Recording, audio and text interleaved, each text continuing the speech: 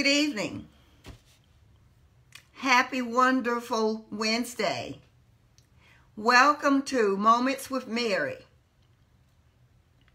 On this wonderful Wednesday, I want to offer a thank you to all healthcare workers and frontline persons for their awesome work that they continue to do. I can't stress enough the fact that we must take care of ourselves by masking and social distancing. We need to respect each other. Today, I will continue to share snippets from yours truly's Snippets of Truth, and yours truly being Mary Hardy. I will share 5 snippets from Snippets of Truth. And the first one is Auntie. Auntie was a brave, honest, and courageous lady who always had a song to sing and a poem to say. She was never at a loss for words. She could rise to any occasion. I always wanted to be like her when it came to captivating an audience. She was brave when it came to style of dress. She knew what she wanted to wear and how she wanted it to fit. If she had a dress and it was not designed in the style she wanted, she would alter it.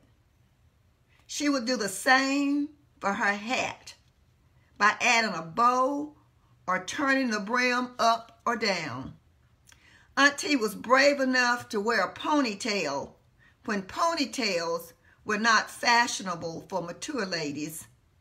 She told us that once when she was wearing a ponytail, an older lady told her that she was too old to wear her hair in that style. She did it anyway. I wish she were alive today to see that I and many others wear a ponytail almost every day. Auntie was always honest. She would openly tell you what she was thinking, and we took her thoughts like big girls. I always stopped by to visit with her and Uncle Hubbard when I visited my parents. On this particular day, soon after my youngest daughter was born, I stopped by to show her my new baby. When I pulled the blanket back so she could take a peek, she immediately told me that she was ugly. I took it like a champ.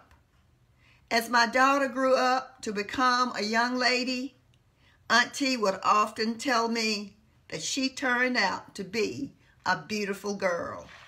And that's Auntie. The second snippet is 10th grade class. I remember the day when the world was told that President John F. Kennedy had been assassinated, as it was yesterday. Everything and everyone came to a sudden and silent halt. It was as if the world had ended. I was sitting at my desk in a Mississippi history class with 25 other students. Our teacher was standing at the chalkboard, sharing the information with the class. If we were talking at all, we stopped. After a while, we continued our class discussion, but with focus on the president. The next snippet is Majorette. Dancing has never been easy for me. I'm not coordinated enough to make the different motions and moves look smooth. As everyone knows, to become a majorette, you have to learn to dance for an audience. I learned to move enough to get on the football field at halftime for the show. While it is amazing, it also shows that you can do everything you want or need to do if you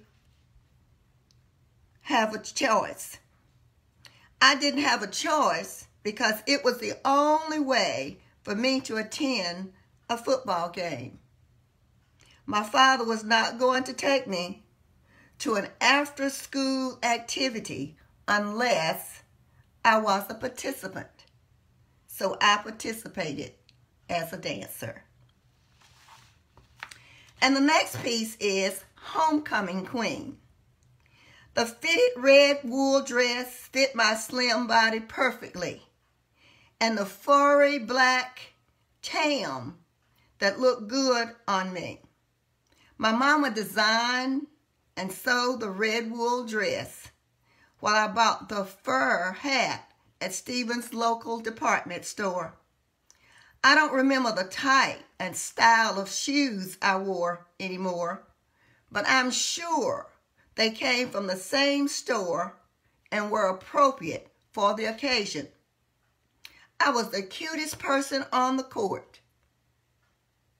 That was in my senior year, and another opportunity to participate in a school function. So my daddy would drive me to school after regular hours.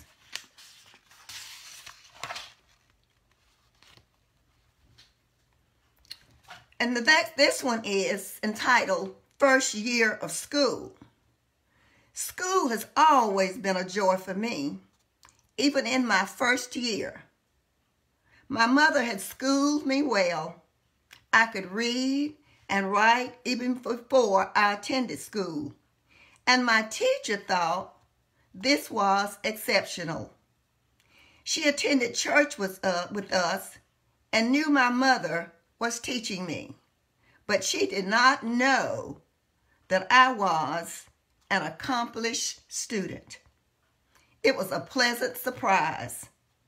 I did not like missing school and became very upset if the school bus came and I could not board it, which only happened if I was ill. I had the same teacher for first grade and fourth grade.